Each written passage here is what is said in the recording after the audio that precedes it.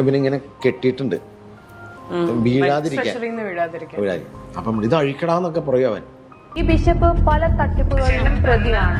Bishop അങ്ങനെ ചെയ്യുന്നതിന് എന്റെ തന്തയാണോ ബിഷപ്പ്?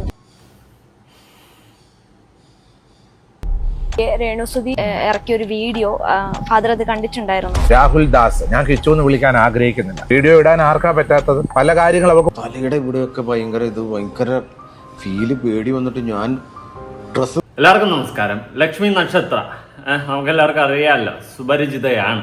അപ്പൊ ഈ ലക്ഷ്മി നക്ഷത്ര റീസെന്റ് സായിയുമായിട്ടൊരു ഇഷ്യൂ നടന്ന സമയത്ത് അന്ന് വന്ന് പറഞ്ഞിട്ടുണ്ടായിരുന്നു, സായി ആ പൈസ കൊടുത്തതിൽ എനിക്ക് യോജിപ്പില്ല, മറ്റേ അമ്മമാര് വലിയ ഇതാണെന്നുള്ള രീതിയിൽ സായിക്ക് ഇട്ടടിച്ച്, സായി തിരിച്ചിട്ടടിച്ച്. അന്ന് ഞാൻ എൻ്റെ അഭിപ്രായം പറഞ്ഞു, BGM കയറ്റി ചെയ്തതിൽ തെറ്റൊന്നുമില്ല, പിന്നെ പോട്ട് പുല്ല് എന്തേലും ആയിക്കൊണ്ട് പോട്ടെ എന്ന് പറഞ്ഞു. അപ്പൊ റീസെന്റ് നോക്കിയപ്പോൾ വീണ്ടും BGM കയറ്റി ലക്ഷ്മി നക്ഷത്രം എത്തിയിരിക്കുകയാണ് സുഹൃത്തുക്കളെ, സുധിച്ചേട്ടന്റെ കാര്യം പറഞ്ഞുകൊണ്ട്. സുധിച്ചേട്ടന്റെ കാര്യം ലക്ഷ്മിപ്രിയ പറഞ്ഞു കഴിഞ്ഞാൽ റീച്ചാണെന്ന് ലക്ഷ്മിപ്രിയക്ക് നല്ലോണം അറിയാം. ഓക്കെ, തെറ്റൊന്നുമല്ല. പക്ഷെ അതിന്റെ ഇടയിൽ കുറച്ച് കൊണയടി ഉണ്ടായിരുന്നു. അത് നമുക്കൊന്ന് കേൾക്കേണ്ടി വരും, കേൾക്കണം. വീഡിയോ ആദ്യമായി കാണുന്ന ചാനൽ സബ്സ്ക്രൈബ് ചെയ്യാനും വീഡിയോ ലൈക്ക് ചെയ്യാനും ഹൈപ്പ് കൊടുക്കാനും മറക്കണ്ട. പിന്നെ അതുപോലെ തന്നെ നമ്മുടെ ബിഷപ്പ്, അദ്ദേഹത്തിന് എന്ത് പറ്റിയെന്ന് എനിക്ക് ഒരു പിടിയും കിട്ടുന്നില്ല. എന്താണ് അദ്ദേഹം കിച്ചുവിനെതിരെ വന്നതെന്നും എനിക്ക് പിടി കിട്ടുന്നില്ല. എന്താണ് സംഭവം ഒന്നും എനിക്കറിയത്തില്ല. എന്തോ സ്ട്രൈറ്റ് ഫോർവേഡായിട്ട് സംസാരിച്ച് കുളമായതാണോ, ഇനി മനസ്സിലുള്ള വെട്ടി തുറന്ന് പറഞ്ഞതാണോ, എന്താണെന്നൊന്നും പിടിയില്ല. എന്തായാലും നമുക്ക് കുറച്ച് കാര്യങ്ങൾ മൊത്തത്തിൽ നോക്കാനുണ്ട്. രേണു നീ ഇടുന്ന ഓരോ പോസ്റ്റുകളും കാര്യങ്ങളൊക്കെ കാണുമ്പോൾ ഞാൻ തന്നെ അന്താളിച്ച് കുന്താളിച്ച് ഇരിക്കുന്ന ഒരു അവസ്ഥയാണ് എനിക്ക് എന്നെ കാണാൻ സാധിക്കുന്നത്. എന്തായാലും കൂടുതൽ കുഴിയിൽ പോയി ചാടാതിരിക്കട്ടെ രേണു എന്നേ എനിക്ക് നിന്നോട് പറയാനുള്ളൂ. കാരണം പല മണ്ടത്തരങ്ങളും കാണിച്ചു കൂട്ടി അതിപ്പോൾ ഒരു ഘോഷയാത്രയാക്കി എടുത്തുകൊണ്ട് നടക്കുകയാണ് രേണുവിൻ്റെ ജീവിതം, രേണുവിൻ്റെ പതിവെന്നാണ് ഞാൻ മനസ്സിലാക്കുന്നത്. കാരണം മണ്ടത്തരങ്ങളുടെ ഒരു ഘോഷയാത്ര തന്നെയാണ്. പണ്ട് മുതലേ ആരെങ്കിലുമൊക്കെ പറയുന്ന കേട്ട് തുള്ളും, അവസാനം മൂഞ്ചുന്നത് ആരാണെന്ന് ചോദിച്ചു കഴിഞ്ഞാൽ രേണു തന്നെയാണ്. ഇപ്പൊ തന്നെ റീസെന്റ് ഒരുത്തൻ അൻഷാദ് പാല, അവൻ രേണുവിന്റെ കൂട്ടുകാരനാണ്. അവൻ വന്നിട്ട് ഒരു സംഭവം വെച്ചിട്ടുണ്ടായിരുന്നു, രേണു മറ്റേ പോയെന്ന്, ഏത് സ്വയം തീരാൻ ആ സംഭവം പോയെന്ന് പറഞ്ഞുകൊണ്ട് ഞാൻ ആ വാക്ക് ഉപയോഗിക്കാത്തതെന്ന് വെച്ച് കഴിഞ്ഞാൽ നമുക്ക് ഗൈഡ് ലൈൻ്റെ ഇഷ്യൂ ഉണ്ട്. ഓക്കെ, അപ്പോൾ അത് ചെയ്യാൻ പോയെന്ന് പറഞ്ഞുകൊണ്ട് രേണുവിന്റെ സുഹൃത്തായ ഒരുത്തൻ വന്ന് വീഡിയോ ഇട്ടിട്ട് പോലും രേണു പ്രതികരിച്ചിട്ടില്ലെന്ന് വെച്ച് കഴിഞ്ഞാൽ അങ്ങനെ ഒരു സംഭവം നടന്നെന്നോ അല്ലെങ്കിൽ അവൻ പറഞ്ഞത് കള്ളമാണെന്നോ ഒന്നും രേണു പ്രതികരിച്ചിട്ടില്ല. അപ്പൊ എന്താണ് രേണു ഉദ്ദേശിക്കുന്നതെന്ന് വെച്ച് കഴിഞ്ഞാൽ ജനങ്ങളുടെ ഇടയിലേക്ക് ഒരു കോൺട്രവേഴ്സിക്ക് വേണ്ടിയിട്ട് ഒരു വിഷയം ഇട്ടുകൊടുക്കുക, ഇതാണ് രേണുവിന്റെ ഉദ്ദേശം എന്ന് നാട്ടുകാർ ചോദിക്കുന്നതിൽ ഒരു തെറ്റുമില്ല. എന്തിന് ഇപ്പൊ തന്നെ ഇടയ്ക്ക് രേണുവിന്റെ സ്റ്റോറി തന്നെ ഒരു ലേഡി ചോദിച്ചിട്ടുണ്ടായിരുന്നു, രേണു അതിനെതിരെ പ്രതികരിച്ചിട്ടില്ല, ഉള്ളതാണ്, അവർ പറഞ്ഞത് കറക്റ്റാണ്. രേണു എന്തുകൊണ്ട് അതിനെതിരെ പ്രതികരിക്കുന്നില്ല? വായും പൊത്തി ഇരിക്കുന്നുണ്ട്. കാരണം രേണുവിന്റെ സുഹൃത്താണ് വന്ന് പറഞ്ഞത്, എന്ത് A to Z ഏത് കാര്യം ഉണ്ടെങ്കിലും പ്രതികരിക്കുന്ന രേണു അതിൽ പ്രതികരിച്ചിട്ടില്ല. അതുപോലെ കിച്ചുവിനെതിരെ പ്രതികരിക്കാൻ കാണിക്കുന്ന ആ ഒരു ശുഷ്കാന്തി ഇതിലൊന്നും കാണിക്കുന്നില്ല. അപ്പൊ എന്തൊക്കെയോ എവിടെയൊക്കെ നാട്ടുകാർക്ക് തന്നെ ഒരു ഇത് തോന്നും. പിന്നെ ഹെൽത്ത് വൈസ് രേണു കുറച്ച് വീക്കാണെന്ന് തന്നെയാണ് അറിയാൻ സാധിക്കുന്നത്. എത്രയും പെട്ടെന്ന് സുഖം പ്രാപിച്ചു വരട്ടെ രേണു. പക്ഷെ ഇനിയെങ്കിലും ഇമ്മാതിരി അൽക്കുലത്ത് പരിപാടികൾ നിർത്ത്. ഓക്കെ, കിച്ചുവിനോട് നിനക്ക് ദേഷ്യം കാണും. കിച്ചുവിനെ ഇപ്പം ജനങ്ങൾ സപ്പോർട്ട് ചെയ്യുന്ന കാണുമ്പോൾ ഓഫ് കോഴ്സ് നിനക്കും നിന്റെ ഫാമിലിക്കും ബിഷപ്പിന് അടക്കം എല്ലാവർക്കും ദേഷ്യം കാണും. കിച്ചുവിനെ കാരണം സാധാരണ ജനങ്ങൾ എല്ലാവരും എടുത്ത് തല വെച്ചിട്ടുണ്ട്. ഇപ്പൊ ഇന്ന് തല വയ്ക്കുന്ന നാളെ ചതറ് വീഴും, അതൊക്കെ വേറെ കാര്യം. പക്ഷെ ഇപ്പം നാട്ടുകാർ സപ്പോർട്ട് ചെയ്യുന്ന കാണുമ്പോൾ കുരു പൊട്ടിയിട്ട് എങ്ങനെയെങ്കിലും കിച്ചുവിനെ താഴ്ത്തിക്കെട്ടാൻ എല്ലാവരും കൂടി ശ്രമിക്കുന്ന ആ ഒരു അജണ്ട അത് അത്ര നല്ലതായിട്ട് എനിക്ക് പേഴ്സണലി തോന്നുന്നില്ല. ഞാൻ എൻ്റെ ഒരു ഒപ്പീനിയൻ പറഞ്ഞാണ്. എന്തായാലും ലക്ഷ്മി നക്ഷത്രയിൽ നിന്ന് തന്നെ നമുക്ക് തുടങ്ങാം. ബിനു അടിമാലിയായിട്ടൊക്കെ ഉള്ള ഒരു ഇന്റർവ്യൂ. ലക്ഷ്മി നക്ഷത്രം ഇപ്പൊ ഇന്റർവ്യൂ സെറ്റപ്പിലോട്ടാണ് മാറിയിട്ടുള്ളത്. എന്തായാലും സുധിച്ചേട്ടനുമായി ബന്ധപ്പെട്ട് കുറച്ച് കാര്യങ്ങൾ പറയുന്നുണ്ട്. അതിന്റെ ഇടയിൽ നല്ല പുഞ്ചിരിയാണ് അല്ലേ ലക്ഷ്മിക്ക്. ബാ കേക്കാം. ചേട്ടൻ തന്ന ആ ഒരു ഗിഫ്റ്റ് അല്ലെങ്കിൽ ആ ഒരു ജന്മം ഇതിപ്പോ 3 വയസ്സിലേക്ക് കടന്നിരിക്കുക. സുചേട്ടൻ പോയിട്ട് അങ്ങനെയാണ് ചേട്ടന് 3 വയസ്സ്. ചേട്ടൻ പോലും ചിന്തിച്ചിട്ടുണ്ടാവില്ല. ശരിക്കും ആ ഒരു ഇൻസിഡന്റ് കഴിഞ്ഞിട്ടുള്ള ഒരു ബിനുവടിമലയുണ്ട്. ട്രോമയുടെ കേസ് പറഞ്ഞപ്പോഴാണ് ബിൻചേട്ടൻ രാത്രി ഒറ്റയ്ക്ക് കിടക്കില്ല, വെളിച്ചം വേണം മുറിയില്. ഇതുപോലെ ഡിപ്രഷന്റെ ടാബ്ലറ്റ്സ് എടുത്തിട്ടുണ്ടായിരുന്നു. ഇപ്പം ആ ട്രോമയെന്നൊക്കെ ചേട്ടൻ റിലീസ്ഡ് ആയി തുടങ്ങിയോ? ഈ വെളിച്ചം ഇരുട്ട് തുടങ്ങിയിട്ടുള്ളൂ. അതും ഇപ്പോഴും ഒറ്റയ്ക്ക് കിടക്കല്ലോ. ഒരു ദിവസം ഞാനങ്ങ് പേടിച്ചു പോയില്ലേ. നമ്മുടെ സ്റ്റാർ മാജിക്കിന്റെ ഒരു റൂമില് വർക്ക് കഴിഞ്ഞ് വന്ന് റൂം തന്നു. ആ റൂം തന്നിട്ട് ഞാന് പോയി റൂം തുറന്ന് കിടന്നപ്പോഴേ സുധി ഞാനൊക്കെ ലാസ്റ്റ് ഇരുന്ന റൂം. എന്റെ പിന്നെ എനിക്കങ്ങ് പേടി വന്ന. സുധി ഞാനൊക്കെ ലാസ്റ്റ് ഇരുന്ന റൂമെന്ന് പറഞ്ഞപ്പോ അത് ഏതാടാ പെണ്ണ് അടുത്തിരുന്ന് ചിരിക്കുന്നേ, സുധി ഞാനൊക്കെ ലാസ്റ്റ് കിടന്ന റൂമെന്ന് പറയുമ്പോൾ അവൾക്ക് ചിരി അടക്കാൻ പറ്റണില്ല. അപ്പൊ ലക്ഷ്മി നക്ഷത്രം എന്നിട്ട് പറയൂ, കേക്കട്ടെ, നമുക്ക് 2 BGM കൂടി കേറ്റാനുള്ളതാ, കേക്കട്ടെ, പറ. അയ്യോ, ഈ ലക്ഷ്മി നക്ഷത്രമാണ് സായിയെ കുറ്റം പറയാൻ പോയിരിക്കുന്നത്. അയ്യോ, പിന്നെ സായി എന്ന് പറഞ്ഞാൽ ഞാൻ പറഞ്ഞില്ല, എനിക്ക് വിയോജിപ്പുണ്ട്. കാരണം ചാരിറ്റി ചെയ്യുന്നത് മറ്റാരും അറിയരുത്, ആരും അറിയാണ്ട് ചെയ്യണമെന്ന് പറയുന്ന അതേ സായി തന്നെ രേണുവിനെ സഹായിച്ചത് നാട്ടുകാരെ മൊത്തം അറിഞ്ഞു. ഇനി അതിന് പുറമെ ഇന്റർവ്യൂ കൊടുത്ത് ഞാൻ അന്ന് എന്റെ വിയോജിപ്പ് പ്രകടിപ്പിച്ചിട്ടുണ്ടായിരുന്നു. എന്ന് വെച്ചിട്ട് സായി ചെയ്ത ലോക അപരാധമൊന്നും അല്ല. ഓക്കെ, പക്ഷെ ലക്ഷ്മി നക്ഷത്രം കാണിക്കുന്നത് എന്നിട്ട് പറ. അപ്പൊ മറ്റോള് അയ്യോ, ഒക്കെ ചിരി അടക്കാൻ പറ്റില്ല, കണ്ണാക്കി ഭയങ്കര ചിരിയാണ്. ഇനിയുണ്ട് ബാക്കി, ബാ. എടുക്കാതെ തലയുടെ ഇവിടെയൊക്കെ ഭയങ്കര ഫീല്, പേടി വന്നിട്ട് ഞാൻ ഡ്രസ് പോലും ഇട്ടുണ്ടായിരുന്നു. എന്റെ ഡ്രസ് പോലും എടുക്കാതെ ഞാൻ നേരെ ഇങ്ങോട്ടേക്ക് പോയി. ഏതാ? അപ്പുറത്തെ റൂമിലേക്ക്. അപ്പുറത്തെ റൂമിലേക്കല്ല, അല്ലല്ല, ഞാൻ റിസപ്ഷനിലേക്ക് പോയി. ഓക്കെ, ഭയങ്കര ചിരിയാണ് കേട്ടാ. അടുത്തിരിക്കണ പെണ്ണിനും ലക്ഷ്മിക്കും. സുധി എന്ന് പറയുന്ന വ്യക്തി, സുധി എന്ന് പറയുന്ന വ്യക്തി ഈ ബിനു അടിമാലിയുടെ കൂട്ടുകാരനാണ്. അപ്പൊ സുധി മരിച്ചതിന് ശേഷം ബിനു അടിമാലിക്ക് അവിടെ റൂമിൽ പോകുമ്പോ ആ ഒരു പ്രസൻസ് അല്ലെങ്കിൽ ഫീല് തോന്നും. അതിനെ പറ്റിയിട്ട് പറയുമ്പോ ഡ്രസ്സ് ഇടാണ്ട് പറ, ഡ്രസ്സ് എടുക്കാണ്ടെന്നുള്ള സംഭവം ഉദ്ദേശിച്ചപ്പോ ലക്ഷ്മി നക്ഷത്രം അതിന്റെ ഇടയിൽ കോമഡി മിക്സ് ചെയ്യാം. ഡ്രസ്സ് ഇടാണ്ട് അയ്യോ ഭയങ്കരമായിട്ട് എനിക്ക് ചിരി വരിക, ചിരി വന്ന് എനിക്ക് അപ്പിടാൻ മുട്ടണം. അയ്യോ അമ്മാതിരി ചിരി. അടുത്തിരിക്കണത് ഏത് പെണ്ണാണെന്ന് എനിക്ക് അറിയത്തോലുമില്ല, ഇവളെ കണ്ടിട്ട് പോലുമില്ല. ഏതവളാ ഇവളൊക്കെ? അവളുടെ നിങ്ങൾ ചിരിച്ച് മറിയുക. ഓക്കെ, ഇവിടെ ആരോ ആവട്ടെ, ഒരാള് മരണപ്പെട്ട ആളുടെ കഥയെ കുറിച്ച് പറയുമ്പോൾ ഇവളുമാർക്ക് ചിരി അടക്കാൻ പറ്റുന്നില്ലെന്ന്.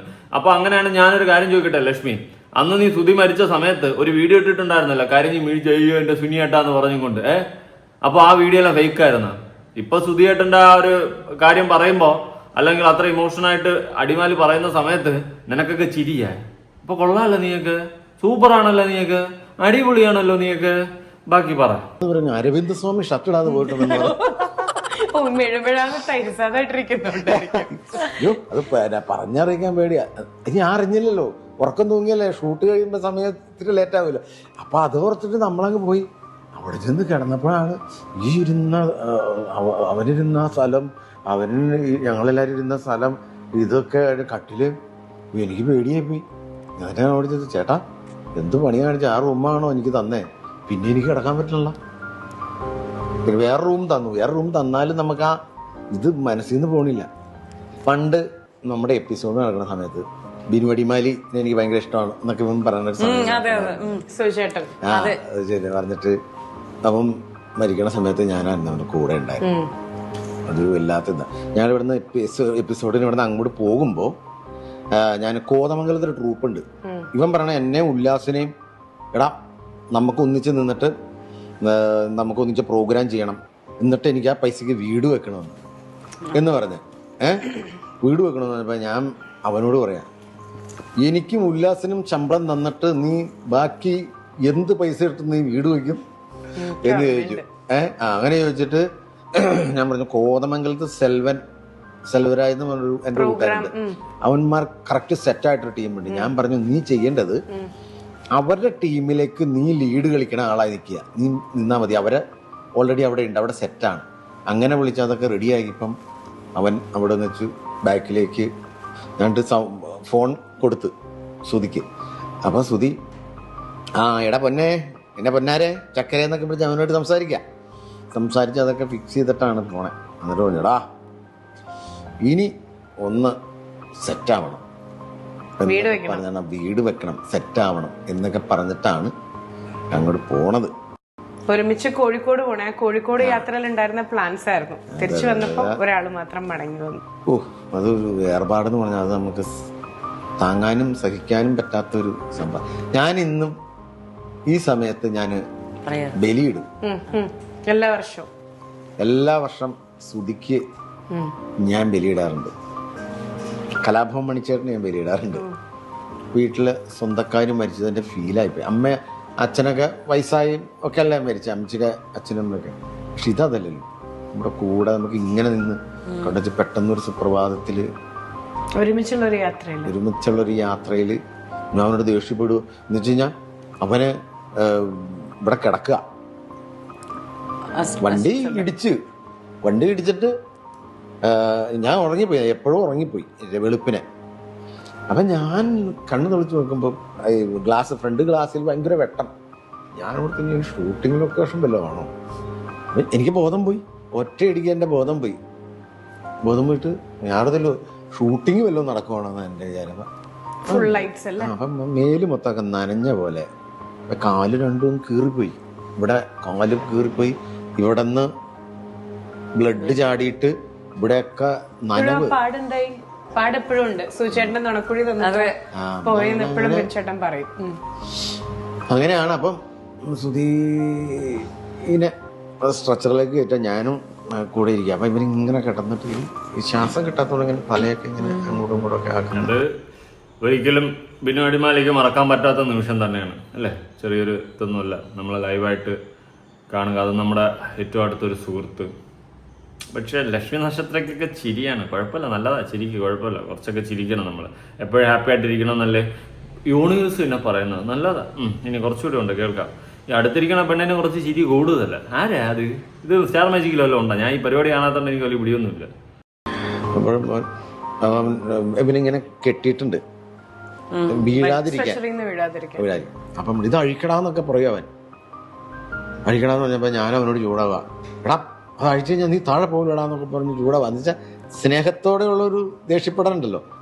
അപ്പൊ ഞാനിങ്ങനെ കൊണ്ടുപോയി ലാസ്റ്റ് അവിടെ ചെന്ന് കഴിഞ്ഞപ്പോൾ ഞങ്ങളെല്ലാവരും ഇങ്ങനെ, ഡ്രൈവർ, ഞാൻ, മറ്റേ മഹേഷ് ഇങ്ങനെ കിടക്കണം. ഇവൻ അകത്താ. അപ്പൊ ഈ ഇവര് മറ്റേ ഭാര്യയിലൊക്കെ ഒടിഞ്ഞിട്ടുണ്ടായിരുന്നല്ലോ.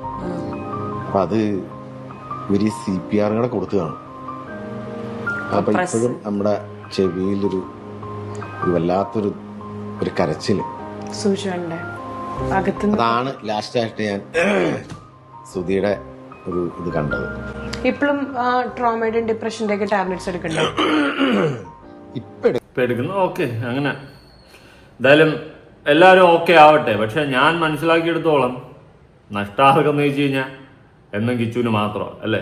കിച്ചുവിന് മാത്രമേ നഷ്ടമുള്ളൂ, വേറെ ആർക്കും നഷ്ടമുള്ളതായിട്ടും തോന്നിയിട്ടില്ല. കഥകൾ വെച്ചിട്ട് നഷ്ടവുമില്ല. എന്തായാലും ഇപ്പോൾ വിഷയം എന്ന് വെച്ച് കഴിഞ്ഞാൽ മറ്റൊരു വിഷയമായിട്ട് ഞാൻ മനസ്സിലാക്കുന്നത് രേണു ഇപ്പോൾ എന്താണ് ചെയ്യുന്നതെന്ന് ചോദിച്ചു കഴിഞ്ഞാൽ അവൾക്ക് പോലും അറിയത്തില്ല. മണ്ടത്തരമാണ് മൊത്തം ചെയ്യുന്നത്. ആരാണ് ഇതൊക്കെ പറഞ്ഞു കൊടുത്തിട്ട് കിച്ചുവിനെതിരെ നീ അടിക്കുക, കിച്ചുവിനെതിരെ അടിച്ചിട്ട് കിച്ചുവിനെ താഴ്ത്തിയിട്ട് കഴിഞ്ഞാൽ അടുത്ത് നിനക്ക് കയറി വരാം, നിനക്കിപ്പം ഓൾറെഡി അസുഖമുള്ളതുകൊണ്ട് സഹതാപം കിട്ടും. ഇതൊക്കെ ആരായി വീട്ടിത്തനമൊക്കെ പറഞ്ഞു കൊടുക്കുന്നേ? എനിക്കറിയാൻ പാടില്ലാത്തതുകൊണ്ട് ചോദിക്കണം. ആരായി രേണുവിൻ്റെ കൂടെ ഇപ്പോൾ കട്ടയ്ക്ക് നിൽക്കുന്നേ? അവരാണ് ഈ വീട്ടിത്തനം പറഞ്ഞു കൊടുക്കുന്നത്. എന്തായാലും മണ്ടത്തരമാണ്, എന്തായാലും ലോക മണ്ടത്തരം. ഇപ്പം തന്നെ ബിഷപ്പ് ഒരു കാര്യമില്ലാതെ ഒന്നൊരു ഇന്റർവ്യൂ കൊടുക്കുകയാണ്. എന്തിൻ്റെ ആവശ്യമൊന്നുമില്ല, എനിക്കറിയത്തില്ല. കിച്ചുവിനെ കുറ്റം പറയാനായിട്ട് ഒരു ഇന്റർവ്യൂ. എന്താണ് അദ്ദേഹത്തിന്റെ ആ ഒരു ഇന്റൻഷൻ എന്ന് പോലും എനിക്കറിയത്തില്ല. അദ്ദേഹം എന്തുകൊണ്ട് ഇങ്ങനെ പ്രതികരിച്ചെന്നോ, ഇനി ചിലപ്പോൾ മനസ്സിലുള്ള വെട്ടിത്തുറന്ന് പറയുന്നൊരു സ്വഭാവമുള്ള വ്യക്തിയാണ്.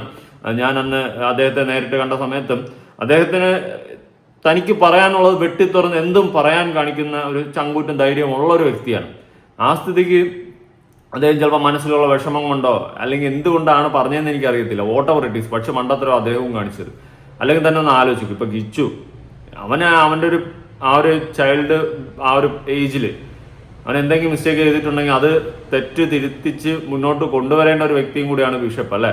എടാ മോനെ നീ അത് ചെയ്തത് തെറ്റാണ് എന്ന് പറഞ്ഞ്, അത് അവനും അറിയാം അവൻ ചെയ്തിട്ടുള്ള കാര്യങ്ങളെല്ലാം തെറ്റാണെന്ന്. അവനെ വളർത്താനും നല്ലതും ചീത്തയും പറഞ്ഞു കൊടുത്ത് ആരും വളർത്താൻ ഇല്ലാത്തതുകൊണ്ട് അവൻ നശിച്ചു പോയതാണ്. എന്നിട്ട് അവന് അറിവുള്ള പ്രായമായപ്പോൾ അതെല്ലാം വിട്ടുകൊണ്ട് അവൻ നന്നാവാൻ തീരുമാനിച്ചിട്ടുണ്ടെങ്കിൽ it's a big quality. Okay.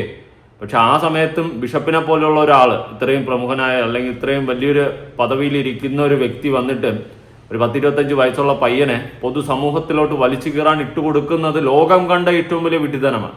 Okay.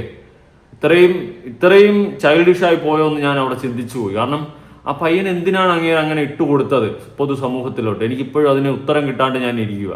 എനിക്കത് മനസ്സിലാവുന്നില്ല എന്ത് ഇന്റൻഷനിലാണ് ഈ പയ്യനെ പൊതുസമൂഹത്തിലോട്ട് അദ്ദേഹം ഇട്ടുകൊടുത്തതെന്ന്. ഓക്കെ. രേണുവിനോടുള്ള സഹതാപമാവാം, സ്നേഹമാവാം, രേണു ഈ കിച്ചു കാരണം സൈബർ അറ്റാക്ക് നേരിടുന്നത് കൊണ്ടാവാം. ഓക്കെ. ഇപ്പൊ കിച്ചു ആയിട്ട് ഒരിക്കലും രേണുവിന് സൈബർ അറ്റാക്കിന് ഇട്ട് കൊടുത്തിട്ടില്ല. പക്ഷെ രേണു ഇങ്ങോട്ട് മര്യാദയ്ക്കിരുന്ന കിച്ചുവിന് ചൊറിഞ്ഞതുകൊണ്ടാണ് അവനുള്ള കാര്യം തുറന്നങ്ങ് പറഞ്ഞ് അതോടെ രേണുവിന് സൈബർ അറ്റാക്ക് ഇട്ട്. ഈ ഒരു അസുഖം ഉണ്ടായിരുന്നിട്ട് പോലും സഹതാപം കിട്ടാതെ പോയത്. എന്തായാലും ബിഷപ്പ് കാണിച്ചിട്ടുള്ളതാണ് സെക്കൻഡ് മണ്ടത്തരം. ഈ വിഷയം അങ്ങനെ കെട്ടടങ്ങി ഇരുന്നപ്പോഴാണ് ബിഷപ്പ് ഈ മണ്ടത്തരം അടുത്തുകൊണ്ട് കാണിച്ചത്. എനിക്കറിയത്തില്ല എന്തൊക്കെയാണ് ഇന്റൻഷൻ എന്ന്. ഇപ്പോൾ ബിഷപ്പ് രേണുവിനോടൊപ്പം നിൽക്കുന്നു. അതിന്റെ റീസൺ അവളുടെ അസുഖം അത് ഇതൊക്കെ റിലേറ്റ് ചെയ്തിട്ട് തന്നെയാണ്. ഞാൻ മനസ്സിലാക്കിയെടുത്തോളം നല്ലൊരു കാര്യം തന്നെയാണ് ഇപ്പോൾ ഒരു താങ്ങായിട്ട് തണലായിട്ട് ആ കുടുംബത്തോടൊപ്പം നിൽക്കുന്നത്. പക്ഷെ അതിന്റെ കൂടെ നിന്നുകൊണ്ട് ഇപ്പുറത്ത് മണ്ടത്തരം കാണിക്കാതിരിക്കുന്നതായിരിക്കും ബെറ്റർ. പണ്ട് ബിഷപ്പിനെ കുറിച്ചിട്ട് രേണു പറഞ്ഞ കുറച്ച് വാക്കുകളൊന്ന് കേൾക്കാം. രേണുസുതിക്കെതിരെ ഇട്ട ബിഷപ്പിന്റെ വീഡിയോയ്ക്ക് ഞാൻ മെൻഷൻ ചെയ്ത വീഡിയോ ഇട്ടില്ലേ, ബിഷപ്പല്ലേ ബിഷപ്പാമ്പ്, അതന്നെ ഞാൻ പറഞ്ഞു. ഓക്കെ, ബിഷപ്പല്ലേടി ബിഷപ്പാമ്പ്. പണ്ട് രേണു നികളിച്ചതും കുന്തളിപ്പ് കാണിച്ചതും ഒക്കെ കുറെ പൊതുസമൂഹത്തിൽ ഇപ്പോഴും കിടപ്പുണ്ട്. ആ നാട്ടുകാരും മറന്നിട്ടില്ല. പക്ഷെ ഒരു അസുഖത്തിന്റെ പേരിൽ മാത്രം കുറച്ച് സഹതാപമായി മാറിയതാണ് രേണുവിന്റെ അടുത്തെന്നാണ് മനസ്സിലാക്കേണ്ടത്. അന്ന് ഇത്രയും പദവിയിലുള്ള ഒരു വ്യക്തിയെ വിഷപ്പാമ്പെന്ന് വിളിച്ച് ആക്ഷേപിച്ച രേണു അദ്ദേഹത്തിന്റെ ശാപം കിട്ടും കിട്ടാതിരിക്കുക വോട്ട് എവർ ഇറ്റ് ഈസ് അതൊക്കെ വിട്ടേക്ക്. പക്ഷെ അന്ന് ഇങ്ങനെ സംസാരിച്ച ഇതേ രേണുവിനടുത്ത് ഇന്നൊരു അസുഖം വന്നപ്പോൾ കൂടെ നിൽക്കാൻ കാണിക്കുന്ന ബിഷപ്പിന്റെ മനസ്സ് വലുതാണ്. പക്ഷെ അതേ ബിഷപ്പ് തന്നെ 10-25 വയസ്സായ ഒരു പയ്യനെതിരെ ഇത്രയും വലിയൊരു രീതിയിൽ മോശമായിട്ട് പൊതുസമൂഹത്തിലോട്ട് വിളിച്ചു പറഞ്ഞിട്ട് കൊടുക്കുമ്പോൾ അദ്ദേഹത്തിന്റെ നിലവാരത്തെയാണ് അവിടെ ബാധിക്കുന്നത്. അദ്ദേഹത്തിന്റെ ഒരു നിലയും വിലയുമാണ് അവിടെ ബാധിക്കുന്നത്. It's a big zero quality, അങ്ങനെ തന്നെ പറയേണ്ടി വരും. ഓക്കെ, ഇനി ബിഷപ്പ് വേറെ കുറച്ച് കാര്യങ്ങൾ പറഞ്ഞിട്ടുണ്ടായിരുന്നു, കേൾക്കാം. രേണുസുധിയുടെ പശ്ചാത്തലം ഒരു ക്രിമിനൽ പശ്ചാത്തലത്തിലേക്ക് പോയിക്കൊണ്ടിരിക്കുന്നു. അതെന്റെ അനുഭവത്തിലൂടെ ഞാൻ തുറന്നു പറയാം. രേണുസുധി ഏതൊരു കാര്യത്തിനും നമ്മുടെ ജീവിതത്തിലുണ്ടല്ലോ അഹങ്കാരം. എനിക്കായിക്കൊള്ളട്ടെ വേറൊരാൾക്കായിക്കോട്ടെ, അഹങ്കാരം, ഞാൻ എന്ന ഭാവം, അഹംഭാവം എന്നതിന് പറയുന്നത്, അത് വന്നിട്ടുണ്ട് അധികം നാൾ അതൊന്നും മുന്നോട്ട് പോകത്തില്ല. രേണുസുധിയുടെ ഒരു ആർമിയുണ്ട് ഇപ്പോ. തീർച്ചയായിട്ടും അവരാണ് എന്നെ വകവരുത്തുവാനായിട്ട് ഇവിടെ വാഹനങ്ങളിൽ വന്നത്. അതിന് യാതൊരു സംശയമില്ലാത്ത കാര്യം. ഇന്റർനാഷണൽ കോളുകളാണ് വന്നിരിക്കുന്നത്. ഞാൻ അതിന്റെ ഡീറ്റെയിൽസ് പോലീസിന് ഹാൻഡ് ഓവർ ചെയ്തിട്ടുണ്ട്. ആ കോളുകളിൽ എന്തായിരുന്നു? നിങ്ങൾ സൂക്ഷിച്ചോ, നിങ്ങൾക്കുള്ള പണി വരുന്നുണ്ടെന്ന് പറഞ്ഞു. രേണുസുധിക്ക് ഗൂഗിൾ പേ ചെയ്യാൻ തയ്യാറാകുന്ന വ്യക്തി 5 പ്രാവശ്യം ചിന്തിക്കണം. അയക്കണോ വേണ്ട ആലോചിച്ചിട്ട് ചെയ്താൽ ഇന്ന് ഞാൻ ഇരിക്കുന്ന പോലെ ഇന്റർവ്യൂവിന് വന്നിരിക്കേണ്ടി വരത്തില്ല. രേണുസുധി പറഞ്ഞ വ്യക്തി വന്ന വഴികളും മറക്കുന്ന 100% വന്ന വഴികളെല്ലാം അവർ മറന്നു. ഇനിയിപ്പം ബിഗ് ബോസ് ഹൗസിൽ ചെന്ന് ഇവരെന്തെങ്കിലും 100 ദിവസമൊക്കെ അവിടെ നിന്ന് പുറത്ത് വന്നിട്ട് അവിടെ നിന്ന് ഇറങ്ങി വരും പറയാം അവിടുത്തെ പഴത്തിന് അത്ര ഉപ്പില്ലായിരുന്നു പറയും. ബാക്കി കാര്യങ്ങൾ ജനം കേൾക്കുന്നവർക്ക് മനസ്സിലാവും. എന്തെങ്കിലും ഒരു കുറ്റം കണ്ടുപിടിക്കാതെ ആ പുള്ളിക്കാരത്തേക്ക് ഇരിക്കാൻ പറ്റത്തില്ല. അവരങ്ങനെയാണ്. ഓക്കെ, ഇത്രത്തോളം കാര്യങ്ങൾ ബിഷപ്പ് രേണുവിനെ പറ്റി പറഞ്ഞൊരു വ്യക്തിയാണ്. അങ്ങനെ രേണുവിന് എതിരെ കട്ടക്ക് സംസാരിച്ചിരുന്ന വ്യക്തി രേണുവിന് ഒരു അസുഖം വന്നപ്പോൾ കൂടെ നിന്നു. നല്ല കാര്യം. അതേ ബിഷപ്പ് ഇപ്പൊ കിച്ചുവിനെ പൊതുസമൂഹത്തിലോട്ട് ഇട്ട് കൊടുക്കുകയാണ് ചെയ്യുന്നത്. വളരെ മോശമായിട്ടുള്ളൊരു കാര്യമായിട്ടാണ് എനിക്ക് പറയാനുള്ളത്. ഒന്നുമില്ലെങ്കിൽ ഇത്രയും വലിയൊരു സ്ഥാനത്തിലിരിക്കുന്ന ഒരു വ്യക്തിയാണ്. അതിന്റെ ഒരു സാമാന്യ ലോജിക്കെങ്കിലും ബോധമെങ്കിലും കാണിക്കുക, അല്ലെങ്കിൽ വളരെയധികം മോശമായി പോകും. ഇപ്പൊ തന്നെ കമന്റ് ബോക്സുകൾ നോക്കുക, നിങ്ങൾക്കെതിരെ എത്ര ശക്തമായാണ് ആൾക്കാർ തിരിച്ചടിക്കുന്നതെന്ന്. ഇനി വേറെയും കുറച്ച് കാര്യങ്ങളുണ്ട്, രേണുവിന്റെയാണ്, കേൾക്കാം. ഈ ബിഷപ്പ് പല തട്ടിപ്പുകളിലും പ്രതിയാണ്. ബിഷപ്പ് അങ്ങനെ ചെയ്യുന്നതിന് എന്റെ തന്തയാണോ ബിഷപ്പ്? എടേ, ഈ ബിഷപ്പ് തട്ടിപ്പാണെന്ന് എനിക്കറിയായിരുന്നു.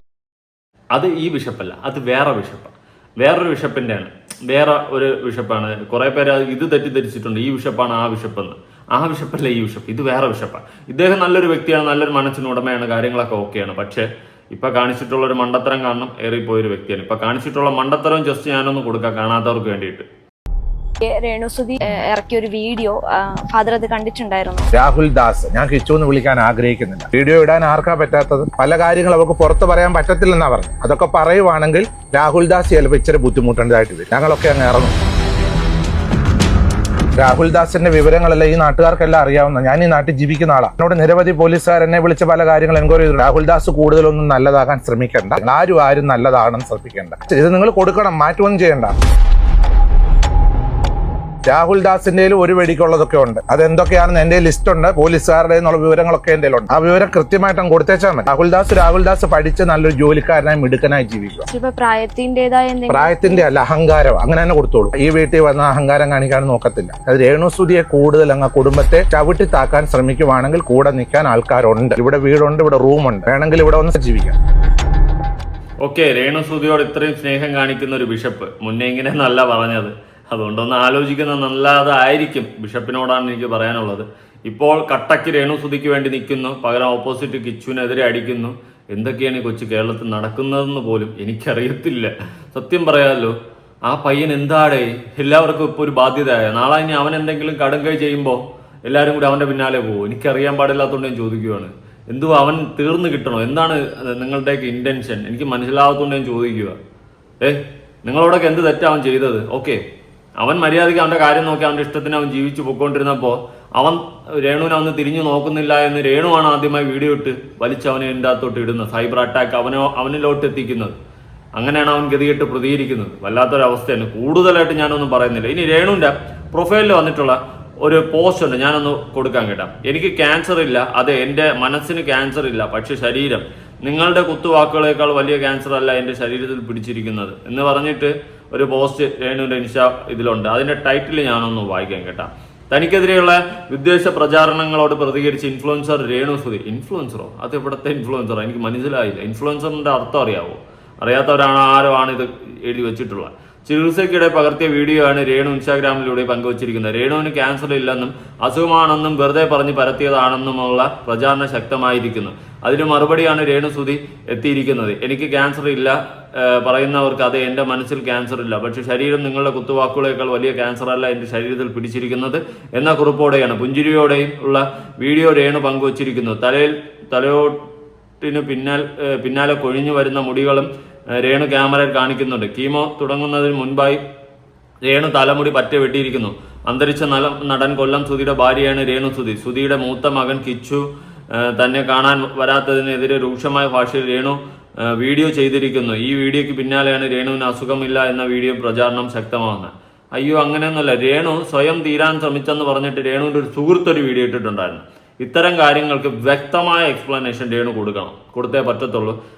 രേണു ഇങ്ങനത്തെ ഓരോ വീഡിയോ ഇടുന്നതിനേക്കാളും അതിനൊരു എക്സ്പ്ലനേഷൻ കൊടുക്കുക. കാരണം നിന്റെ സുഹൃത്താണ്, നിന്റെ നല്ല കൂടെ നിൽക്കുന്ന, നിനക്ക് വീഡിയോ അടക്കം എടുത്തു തരുന്ന, നിന്റെ കൂടെ നിൽക്കുന്ന, കട്ടയ്ക്ക് നിൽക്കുന്ന ഒരു സുഹൃത്താണ് ഈ പരിപാടി കാണിച്ചിട്ടുള്ളത്. ആ സ്ഥിതിക്ക് നീ ചെയ്യേണ്ടതെന്ന് വെച്ച് കഴിഞ്ഞാൽ അവൻ പറഞ്ഞ കാര്യത്തിന് ഉള്ള സത്യാവസ്ഥ നീ പുറത്തു പറയണം. ഓക്കെ, അല്ലാണ്ട് വന്നിരുന്നിട്ട് വല്ല കൊല എന്ന് പറഞ്ഞിട്ട് കിച്ചുവിനെതിരെ കുറെ അടിച്ചിട്ട് ഞാൻ മാസാണെന്ന് തെളിയിച്ചുകൊണ്ടിരിക്കരുത്. നല്ലതല്ല, എന്നെ ആരോ പ്രാവുന്നുണ്ട്, മൂക്ക് നല്ലോണം ഇടിഞ്ഞു, തുമ്മാൻ വരുന്നു. ഓക്കെ, അപ്പൊ എനിക്ക് പറയാനുള്ളതെന്ന് വെച്ച് കഴിഞ്ഞാൽ ഇവിടെ ഈ വിഷയം ഡ്രോപ്പ് ചെയ്യുക, ബിഷപ്പ് അടക്കം. അല്ലാതെ വീണ്ടും ഇന്റർവ്യൂ കൊടുത്ത് സ്വയം നാറാനാണ് ബിഷപ്പിന്റെ ഉദ്ദേശം എനിക്കൊന്നും പറയാനില്ല. കിച്ചു ബിഗ് ബോസിലൊക്കെ പോകുമെന്നൊക്കെയുള്ള റൂമേഴ്സ് കേൾക്കുന്നുണ്ട്. സത്യമാണെങ്കിൽ നല്ലതും പോട്ടെ, അവന്റെ ജീവിതം, അവന്റെ ഇഷ്ടം, അവന്റെ താല്പര്യങ്ങൾ. പക്ഷേ കൂടുതലൊന്നും എന്നെ കൊണ്ട് പറയിപ്പിക്കരുത് കേട്ടാ. രേണു ആയാലും ആരായാലും അതായിരിക്കും കുറച്ച് നല്ലത്. അപ്പൊ ശരി, നിങ്ങളുടെ അഭിപ്രായങ്ങളും കാര്യങ്ങളും ഉറപ്പായിട്ട് താഴെ പുതിയ വീഡിയോ ഇടണം. ബൈ.